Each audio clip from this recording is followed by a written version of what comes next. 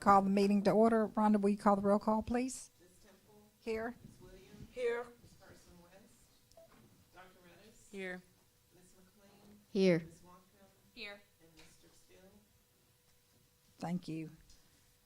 Executive closed session per North Little Rock School District Policy 1.14 stating that private and closed discussions by the board may occur as part of regular or special board meetings. Executive sessions may be held only for the purpose of considering employment, appointment, promotion, demotion, discipline, resignation of an employee, or to discuss matters of pupil punishment if requested by parent or legal guardian. No resolution, agreement, or motion considered in executive session shall be legally binding unless the board reconvenes in public session to present the item for a vote of membership.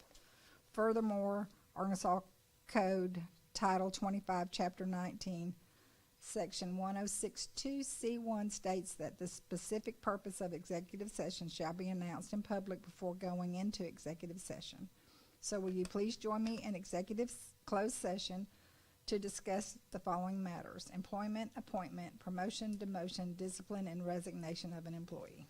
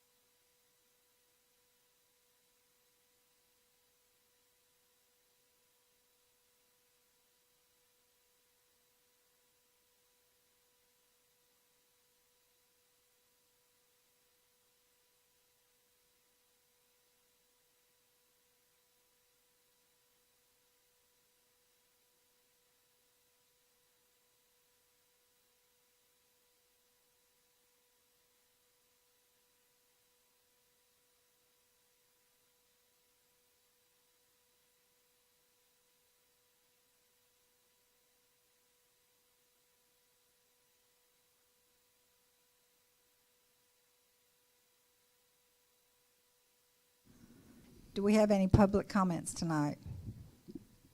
Any public comments? Okay, well then we'll move on to action items. Give me 1 second to pull this up. Okay. Special meeting. Employment of personnel. Madam President, members of our Board of Education, the first action item is 5.1, the employment of personnel. The superintendent recommends the employment of personnel as discussed in executive closed session. Madam Chair, Yes. I move that we accept the employment of personnel as discussed in closed session. Second. Been moved and properly second. All in favor? Aye. Any opposed? Motion carried. Thank you, Madam President, members of our Board of Education. Next action item is 5.2, Community Service Learning Partnership Applications. The superintendent recommends to approve the Community Service Learning Partner applications as presented. Madam Chair, Yes. I so move that we accept 5.2 Community Service Learning Partner application. Second. Moved and properly second. All in favor? Aye. Any opposed? Motion carried. Madam President, members of our Board of Education, the last action item is 5.3. The superintendent recommends to approve the 2024 North Little Rock School District High Impact Tutoring Grant that as was presented at the last board meeting.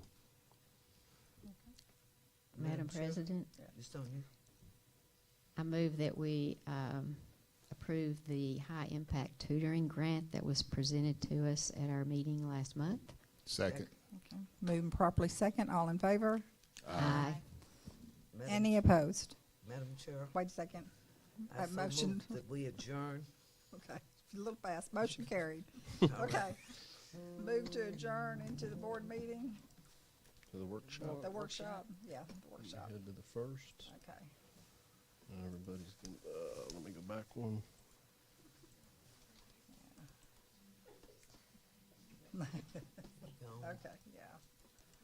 Okay. So now, Yeah, let me get there. Should only have 2 items. The first information item, just our whole literacy team. This will be the North Little Rock School District, our K-3 literacy and K-2 math assessments overview. So we welcome Ms. Carmen Langston, our coordinator of elementary reading and integrated literacy, Ms. Pam Chris, our coordinator of early childhood and school readiness, and Ms. Marla Edwards, our coordinator of elementary mathematics. And we're talking about screeners. They're going to talk about the law as it relates to LEARNS, and I know many of you have read it, and you've asked them to provide a high-level overview. So, welcome. Thank you. Okay, Ms. Chris. I got you, Ms. Williams. I've written it down. Good evening, Madam President, Dr. Perluski, and other members of the board. We are here to talk about, just to give you an assessment overview. I left it in the car. Check the side, is it on? There's a side power button. Okay. He's Tim Adele.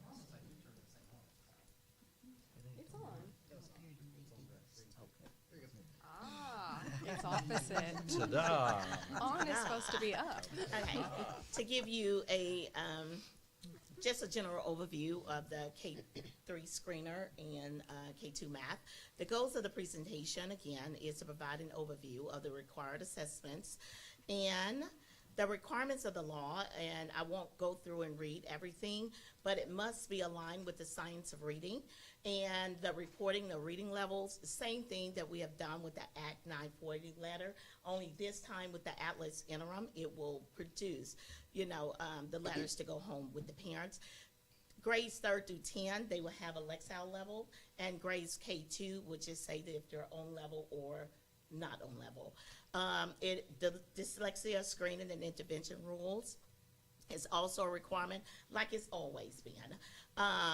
The literacy screeners must be delivered or administered the first 30 days of school, which the last day for assessment was September the 27th. Hopefully, we will have scores populated by October the 14th.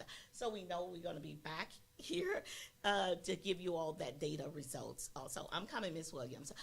Individual reading plans for students, which Ms. Carmen Langston would go through with that. That's another piece that has been added.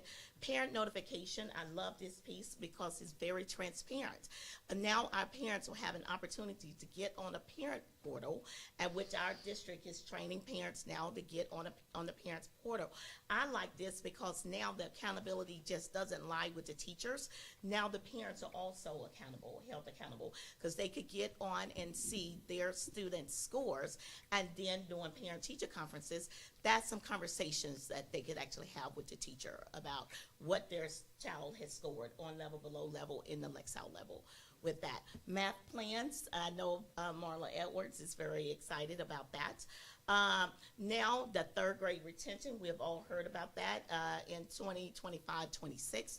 These are our second grade students. I'm going to pay attention to all K2 data, but I really want to keep my eyes on the second grade data, because that's going to really, depends, if a child is, will be retained in third grade or not. So then the reading plan and intervention guidelines, everything is specifically laid out in the LEARNS requirement as it relates to this. The purpose for the screener, again, is just to determine readiness for grade level instruction. And we already know that our standards give us that, what is expected that students must know by the end of the school year. And the screeners signal the need for further diagnostic testing with that. Now, Miss Dorothy Williams, screeners again are given the first 30 days of school. Screeners are kids in grades K3 for ELA and K2 for math. All students take the screener. However, there are specific tests for our L population, which Chris Marshall will be back to talk about that EPA data. And also in special education, if students are in self-contained, they will take a different assessment also. But students do take the screeners for K3. Thank you. You're welcome. Same test delivery, love that also, because the same way that 310, their scores were populated, now the same is going to be for our K2 screeners also. We're going to really get down into the intervention piece of it in the progress monitoring, still focusing on that tier 1 instruction. Got to, because that's that grade level expectation that where we want students, we want all students to be able to learn from tier 1 instruction with grade level expectation. The K3 screener, the only thing I will say on this screen is that we have performance levels. Kids will either be not at risk, that's what we want our students, because those are the students who are meeting, they're ready to access that grade level material. Then we have the students who are at risk. Those are the students where we will pull them into small group instruction. We will do additional specific intervention with them and progress monitoring. Teachers on the platform with the testlets, which again, Ms. Langston will go into that, where parents will even be able to go in and even see that part of it, that with the progress monitoring, and just see how the students are doing with that. So the screeners help differentiate between students that may benefit from interventions and additional support to those who do not. So we're really thinking very strategically, very intentionally, and planning very purposefully with that. All right, so we'll just dig a little deeper into the things that Pam just talked about. For K3, our ELA screeners, like she just said, they start within the first 30 days of school, and then those students will either be, it will either show that they are on level or that they are not, they are below grade level. If they are below grade level, we say that they are flagging and they need further assessments to see what their needs are. Those are called the testlets that you see at the bottom there on the left-hand side. The testlets dig deeper into the different aspects of the assessment to see where are the needs as far as literacy goes that the educator may need to work further on with the child in small groups or in intervention groups. There is another assessment also for K3 that is given in mid-year, and those are called interims. It's also given on the Atlas platform, and then there is a summative assessment as well that will be given at the end of the year. Our interims will give that reading level for 3rd through 10th grade, which is called a Lexile level. For K through 2, like Ms. Chris referenced earlier, those students will receive a report that states whether they are on grade level or not on grade level. So those will be reported to parents as soon as we get that information, and then of course online through the parent portal as well. So for the Atlas K2 and grade 3 screeners, there are blueprints available, and they are linked there. There are different reporting categories, and within the blueprint it will tell about how many assessment items are on each of the elements of each assessment, whether that be ELA or math.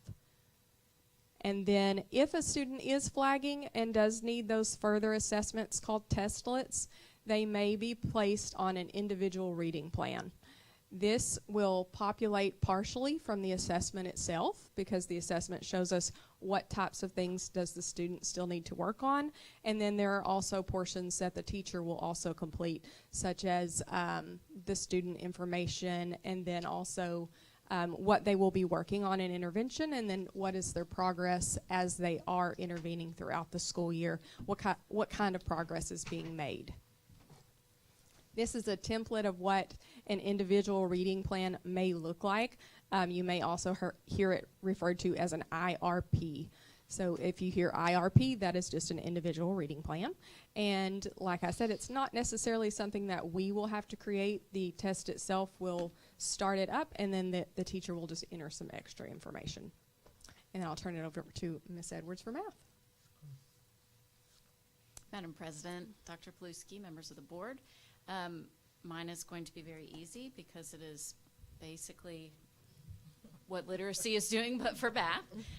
Really, the big difference is ours is just K2 for right now. So we will have already given the screeners, waiting patiently for the results to hopefully come out October 14th. Those K2 students will also take the interim assessment on the Atlas platform. That's sort of replacing what we used to do, the NWEA, or MAP testing. And then they will take that summative on the Atlas platform as well. Just like with literacy, when they take the screener, if a student flags, meaning they're showing potential for not being ready for that grade level instruction, they will then be prompted to take testlets, those more diagnostic screener, or I don't know if screener is the right word, but a diagnostic assessment for specific skills so that the teacher can really hone in on where they need to plan their intervention. This is, for me, very, very good news. There's been a true lack of this sort of diagnostic assessing for math. So I'm very excited that we're going to have this information for those early numeracy skills in our K2 students. This is the same. The teachers have access to these blueprints, which is really helpful for them, so they're knowing, what are those categories that my students are going to see when they take the assessment? What am I looking for as I'm trying to start planning intervention for those students that need it?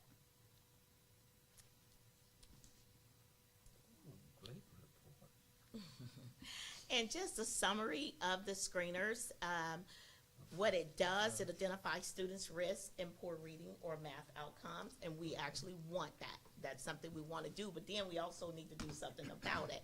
So it does help quickly differentiate between students that need interventions, similar to what I just said prior, and additional support to those that do not, and that's where that small group instruction and that progress monitoring come in. And it does provide relevant information about the students to guide instruction in the classroom.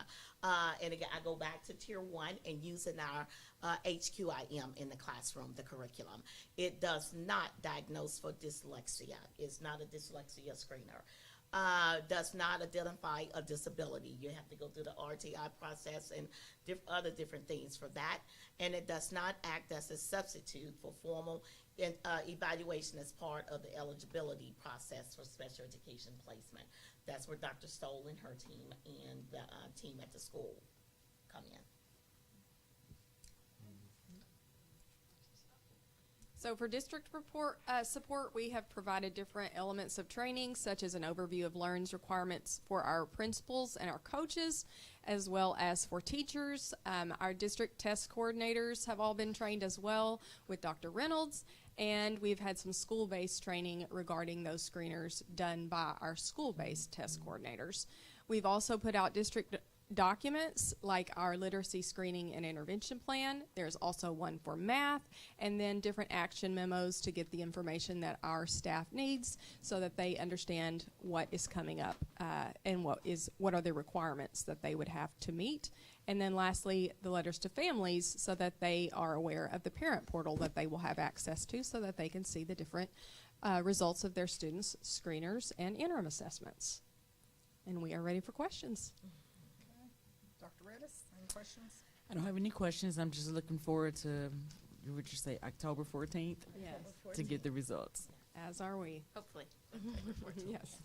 Just a few clarifying questions. I know that we're going to send an email out to the parents, so I'm making the assumption that the teachers will receive that information first. So if a parent reaches out to the teacher will have what he or she needs in order to have that conversation, correct? To be able to Correct. answer the top questions. We just yes. didn't state it, so we want to make sure Yes. that the teachers have it Right. first Yes. before the Thank you. the Yes, ma'am. parents. Yes, we try to put anything out like that in the action memos so that they have the information. Okay. Are we using 100% digital platform for this? It is digital. Everything is digital.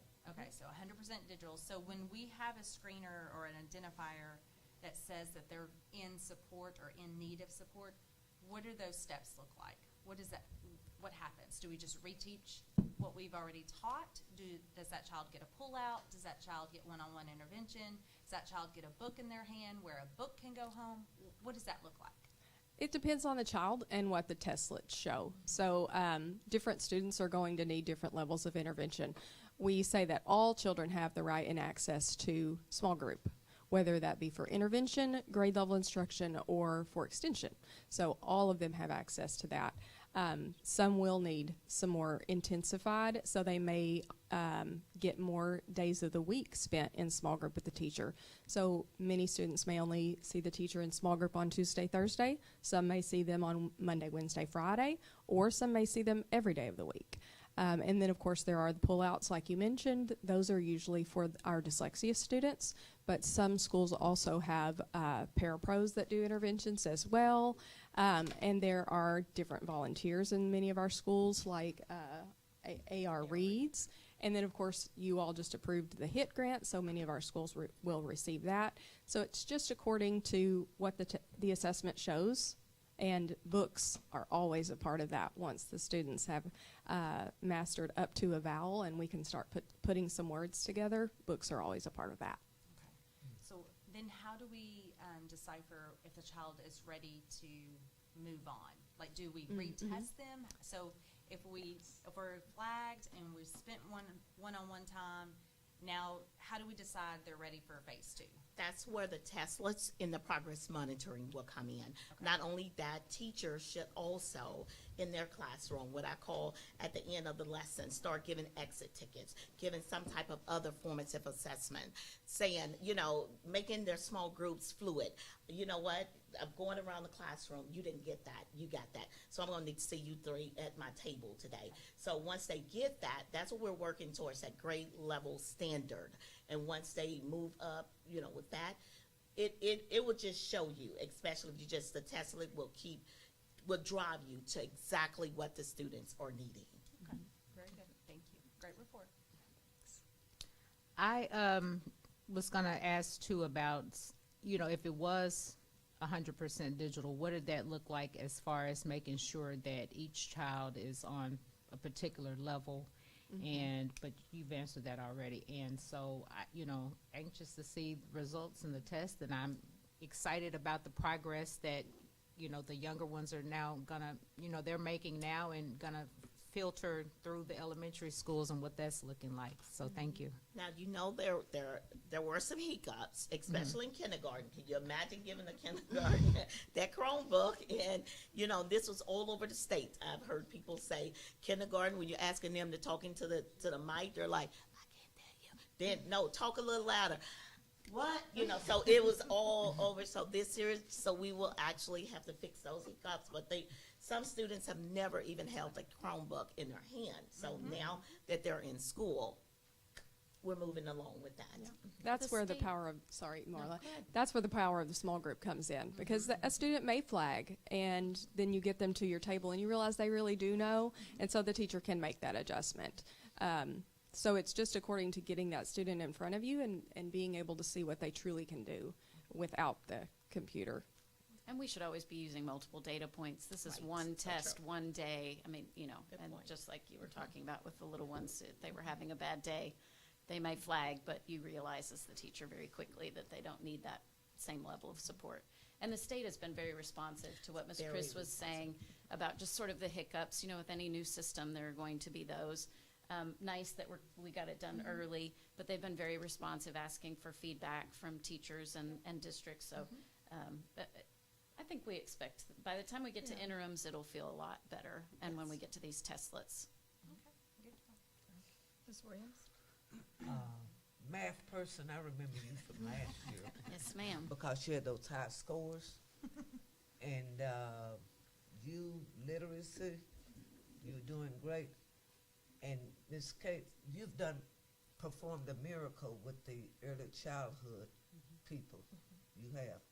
But the most thing that hurt me most, how can you tell a third grader they cannot go to another class? I mean, you got work to do. I know that. But to me, that would be the most traumatic thing to tell a third grader. How old is a third grader? About 8, 8. 9. 8 or 9? And you cannot pass. I know you all are going to be working all you can. But what do you do with that child? Same old progress? What is your goal for that child who cannot pass? That's the question. And there will be other, methods, summer school. There will be, tutoring. So there will be other, methods that they may not be able to be retained.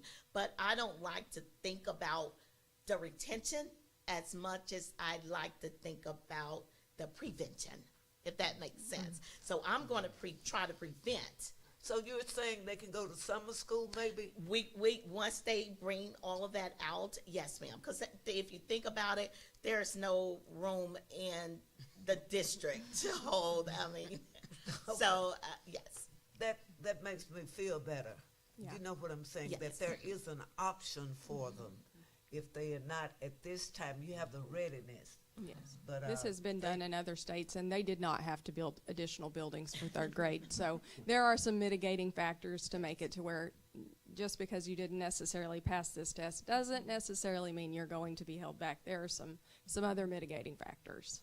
I think if we use it as the impetus for doing all that we can in those foundational years so that we are doing our very best to get them to grade level by third grade. And I think that wasn't an arbitrary decision. When you look at nationwide data, our scores drop at third grade, basically, in both literacy and math. So something in there is just not, it gets more difficult. It gets more complicated. They're now reading to learn instead of learning to read. And in mathematics, we're getting into more abstract concepts past just the basic numeracy skills.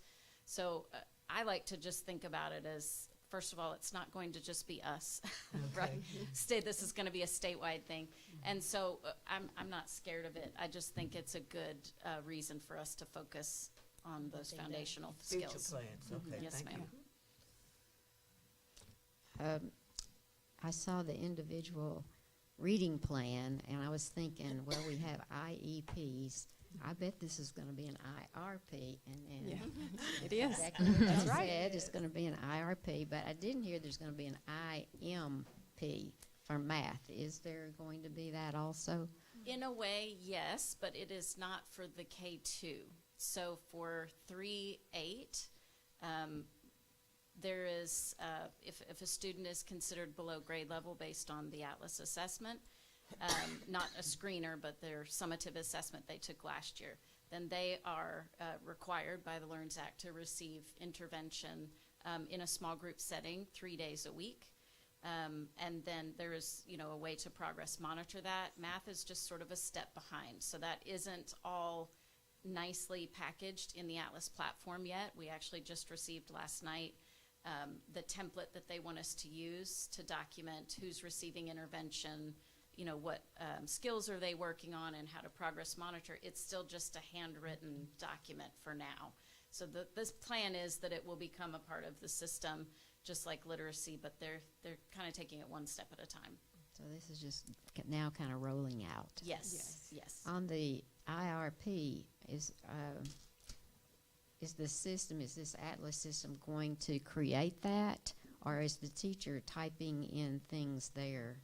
A little bit of both. So based on what the assessment pulls, the data will be auto-populated, and the student demographic information will be auto-populated, and then the teacher will enter what types of interventions, what types of materials she's going to use and how often, and then what types of progress is being made throughout the year. She will be entering, So he or will she. update that. He or she will update that.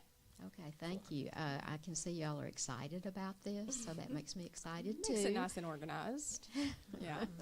And this data, the biggest thing about it is it follows a student. Like in North Little Rock School District, if we assess the student prior, the data just stayed in North Little Rock. Now this data will travel to each district in the state of Arkansas. So that is a good thing. And teachers don't have to start all over and reinvent a wheel about a student. That's great. It is, and it's a true comparison. When we meet with the state, or when Dr. Paluski has to meet with the state, and we're looking at the different districts in our co-op, we're all now using the same assessment, so we can truly look at where we really compare. Yes. Madam Chair, Okay. how do you all go about teaching us for timeline? Give me an example of what you mean. Timeline.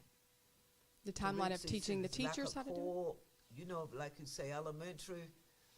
What kind of timeline are you on? I'm not talking about the end results, but I'm talking about how much to initially, what period. If I was in high school, I'd be saying they have 45 minutes a day. You have 2 periods a day. What is the outline for this program? Well, for everything, we have our pacing guide and our scope and sequence, which, you know, the teachers and the leaders, they all have. And that's timeline as it relates to staying on pace, if that were you saying, if you're talking about. And then we also, Dr. Brooke Reynolds, have created an assessment calendar that also has a timeline to when the assessment should be given. Are you maybe asking about a daily, like how much time in the day are we spending Yeah, on periods, things? you know, like regular sessions. So well, I'll let you speak to literacy because I can't remember your numbers. But for math, I was able to do some work and work with my colleagues that were generous to give me some more minutes in math to be able to satisfy the intervention requirements for LEARNs for grades 3 through 5. We are going to have a lot of students at some of our campuses that need that. And so we extended our math block from what was 90 minutes, so 60 minutes to teach the lesson, and then we had 30 minutes for small group instruction. Now we have 60 minutes for the lesson and 50 minutes for small group instruction. Okay. So the hope is teachers can get 2 or 3 groups of students seen in that intervention. And we just carried that schedule over to K2 as well, even though the law doesn't require them to do that. It is great practice. And I suspect the law will eventually trickle down anyway, and so we're already ahead of the game. I was at Archford a couple of weeks ago talking to other districts about what they have going on and talking to our Archford friends, and they were all very pleased with how we have it set up for the math. This is new to everybody. This is a lot, kind of feels like out of nowhere. But we had already started to make those steps just because it's best practice, not because the state is telling us to do it. So we're, I feel like, ahead of the game as far as scheduling certainly is concerned. Okay, thank you. Literacy has 60 minutes in K2, and then 3 through 5, they have 45 minutes, so they can see 3 groups for 20 minutes a day in the K2 block, or 15 minutes, 3 groups in the 3 through 5 blocks. Thank you. Okay. Well, the only thing I saw in here that just really was kind of shocking to me was we have computation and algebraic reasoning, geometry, measurement, and data analysis in K through 2. Who knew? Yes, ma'am. It is simpler than it sounds. But yes, so I mean, the algebraic reasoning is addition, subtraction, It's understanding when you put two things together, you get a whole. If you have a whole and take something apart, you have pieces in a whole. It's much simpler than it sounds. And those are really just the strand names to our standards that are a through line from K through 5. So now don't ask me about the secondary ones, because that really does get complicated. But Well, I've seen over at Pikeview what they're doing, and I know that they're getting ready for kindergarten and first grade. I mean, what we're building, these kids that are coming in now, they're going to be ready at third grade. And That one we're of not their going to have to standard worry is about. geometry. Yeah, we're not going to have to worry about them not getting to pass. But as hard as that is, adversity builds character. And I would rather them have to struggle a little bit in third grade and be able to perform well going forward than struggle the rest of the time. So I love the prevention, and, you know, I think we're on the right road. Thank you, ladies. I got one more question. The ELA students, you know, coming in, it's those who do not speak English at all. What kind of consideration in you all blueprint plan have you prepared now for them? Because I do realize there are those who do not speak English at all.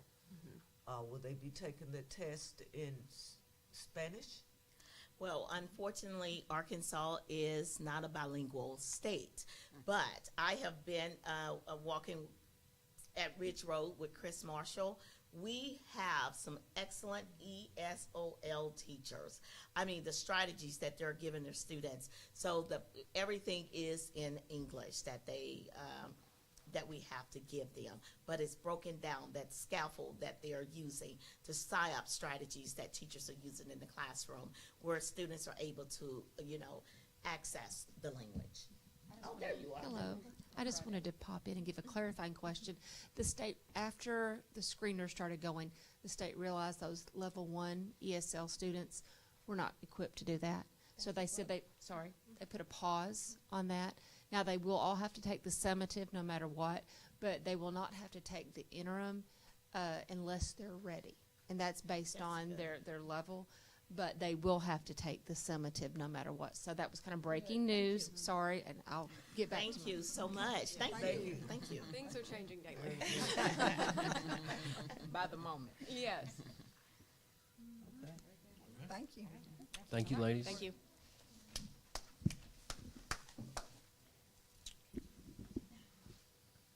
And our last information item, we'll have to, Mr. Riddle's going to come out of the booth, but this has been a long time coming, a request that we had been working on, which is a technology refresh plan. So we will welcome our Director of Information Technology, Mr. Randy Riddle, to give us a high-level overview. Welcome, Mr. Riddle.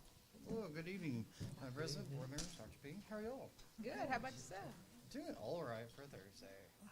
So I'm going to bring to you tonight our 5-year technology refresh plan. I believe it's been about 5 years since you had the last one. So let's get into it. So one thing I'm going to cover is we have mainly 3 technology planning categories: school and classroom support, district management systems, and infrastructure and security. Right now, we're at the school and classroom support level, to where we need to start replacing our teacher devices and our student devices. District management systems is our servers. You guys approved that graciously, like my first week on the job. I thank you for that. It's going in now. We should have it up here soon. And then infrastructure is a couple years down the road. So one thing we'll talk about is the 5-year refresh cycle. My plan is to replace 20% of student teacher devices annually. That way we know more or less what the cost is every year instead of one big capital outlay every year. It'll help us keep our devices under warranty longer, as there's always a new batch of them coming in. And it keeps them up with the requirements for testing, as they don't require more RAM in them yet, but it's probably coming for the testing support for them. So other things we want to do over the next 5 years: introduce a technology handbook to help mitigate damage, loss, and theft, provide guidelines for device handling, and set expectations for students and staff. And create a sense of urgency and ownership with clear repercussions for accidents and unmet expectations with it. There's a draft version there. It is an early draft. There are typos. Grammar is not my best subject in school. Take a look at it. If you have any questions with it, let me know. Mr. Zelak, our new system admin, and I have been working on this, and we'll probably bring it back to you in the spring for approval. Something else we would like to do is do a student help desk in collaboration with the high school. It would basically create an internship for students to gain IT experience in an enterprise-grade environment. With one of the Chromebook vendors or Chromebook brands we're looking at going with this time around, they actually have a program for students. Basically, they'll provide them the training, the on-hand support, and like that, and they can get a certification at the completion of it. So they'll be ready for it. Oh, that's great. It is. Thought y'all would like that. Yes, yes. Currently, with our Chromebook insurance, we charge $20 cost for a screen or damage, or $70 for a full cost replacement. We're into an issue last year at the high school to where some students were just taking the Chromebooks home because it was cheaper for them to pay for the full cost replacement versus Buying one themselves. absolutely, yeah. So full actual cost of Chromebooks anywhere between $250 to $400 depending on the type, and the students were somewhat taking advantage of that. We ran into that quite a bit at the end of last year at the high school. So this is what the actual costs of them are based on our current Chromebook. Screens are from $35 to $50, chargers, motherboards, etc. And the $400 for touchscreens, that's mostly special ed. We don't have that in the normal classrooms in most cases. What we're proposing is two options. One's a $25 yearly technology fee. It'll cover the first occurrence of damage per year per student. After that, they'll be responsible for the full price of the replacement part. The other option is no upfront fee, but a fee schedule. And with that fee schedule, this is what it looks like. Basically, if it's accidental damage, for the first offense, it's $10 more or less for the repair, and then after that, it goes up to the cost of the part. Touch is more expensive, as those parts just generally are more expensive with them. For other parts not listed on the accidental damage, that's kind of like if there's like an obscure part they broke and was accidental. But this is not something we're going to implement yet, but it's something I want to bring to you to think about, because we've had a lot of issues to where students go through 3 or 4 Chromebooks and there's no repercussions for them with that. Going back to the 5-year refresh cycle for teacher and staff. For staff, going to 1 device per staff member. My email address is riddler@nlrc.org for the pitchforks, because I know a lot of them have devices. They have a desktop and a laptop right now, but a lot of times we're not seeing them use both devices, and so to help cut down on redundant costs in that. With that, we'll get a 3-year warranty and a docking station, so they can still use their monitors and their smart board as they do now. Total cost for that per year is about $450,000.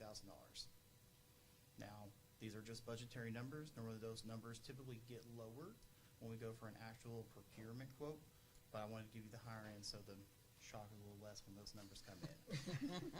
Appreciate that. Aim high, go low for those.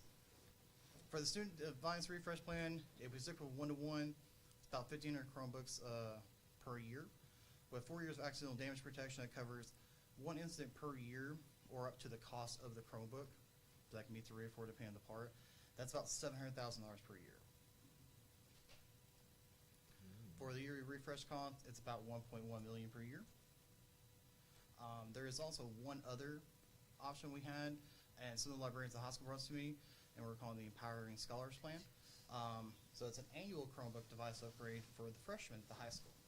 So every year when the freshmen come in, every one of them gets a Chromebook, and they keep that Chromebook through graduation. When they graduate, if they stay within the North Little Rock School District, they keep the Chromebook to go to college with. Nice. And so it does cost more. Just want to preface that, naturally, because you're replacing that every year. So it would give us, with the 4-year external protection, if they have damages on it, we'd be able to repair it for that. Chromebooks receive 10 years of updates, so if they took care of the device, they would get an extra 6 years out of it after they left us. Yeah. All other staff and other buildings would follow the standard 5-year refresh cycle plan. So the cost for that is here. It's $615K per year for the other elementaries and North Little Rock Middle School students. For the high school students, it's $275K a year. And teacher replacement devices, that won't change the number. So it's about $1.35 million per year for that. So it's not, it is more cost, but not as dramatic as I thought it was when they brought that plan to me. Other things as coming up is our 5-year refresh cycle, is our E-rate cycle. Every 5 years, the FCC allots us a certain amount of money to replace network equipment, pay our ISP or Windstream in this case funding for that. Currently, we get 90% of a cover for Category 1 and 85% of Category 2. With changes to how poverty levels are calculated, that may change. If that does, I will let you know. I'm not anticipating change right now, but I've reached out to let us know if it does change. That opens the fall of next year. So with that, the fall of next year, I'll be back again to ask for more money at some point. I apologize. I'm always expensive. It's technology. High maintenance. And I am high maintenance for technology sometimes. With the firewall, it'll reach 5 years in January. We're looking at potential replacement E-rate money we have left. We don't think we're going to have to. It's in good shape still. They're still continuing support for it. It's still a supported product. For our switches, which is most of our network equipment, those are getting towards the end of their life, and that will be the main items we use with our E-rate funding the next cycle to replace. And I'll probably be back fall of next year to ask for money for those. And then our telephone system, our current provider is Mitel. They are ending support for all of our devices in 2029. I've talked to our current vendor. The recommendation was sooner rather than later.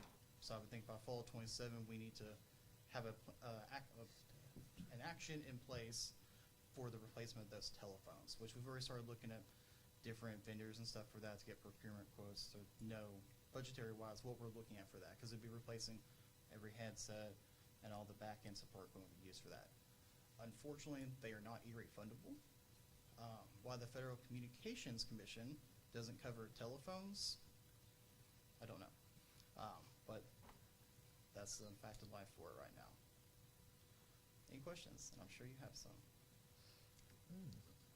My first question is, if we can make it to 2029, why are they recommending changing it out in 2027? So with a phone replacement system, that was my recommendation for fall 2027 to get everyone trained on the new phone system. We don't want to have to do it all at once. We want to slowly migrate people over time, like do 1 to 2 campuses 1 month and do another one the next 3 to 4 to migrate them over. Everyone familiar with the system, so we're not having to do everyone all at once. Gives us time to transition to a new system. So 2 years to pay for it as well? Yes. Okay, all right. I can send that out to 3 as well. When we start 2026, I'll give you an extra couple years. It's mostly because the company that we have, Mitel, has been very wishy-washy with when their actual support's going to end. They say end of 2029. That has changed a couple times already. So we think sooner rather than later on that. Okay. So we stay with them?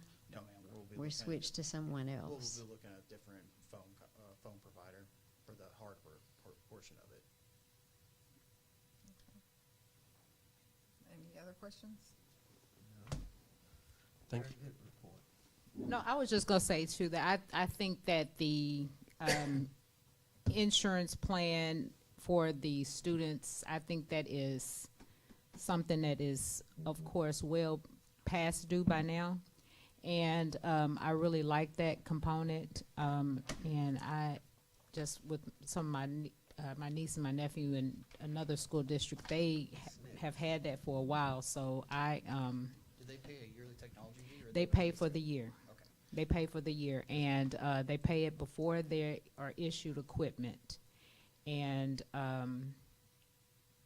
they pay for, the parents go in, they pay for that, and that's when their equipment is issued to them then.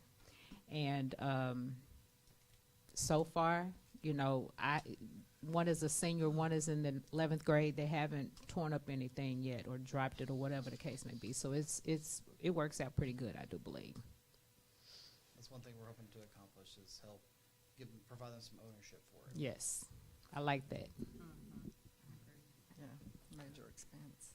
Mr. Riddle, I just want to say thank you for your leadership and stepping in this role and taking this on, and just thank you to you and your entire staff of keeping this entire, you know, you can't do anything today without technology and our network, and Mr. Riddle and his staff do a great job to keep us going. So on behalf of all of us, thank you, Mr. Riddle. We do what we can.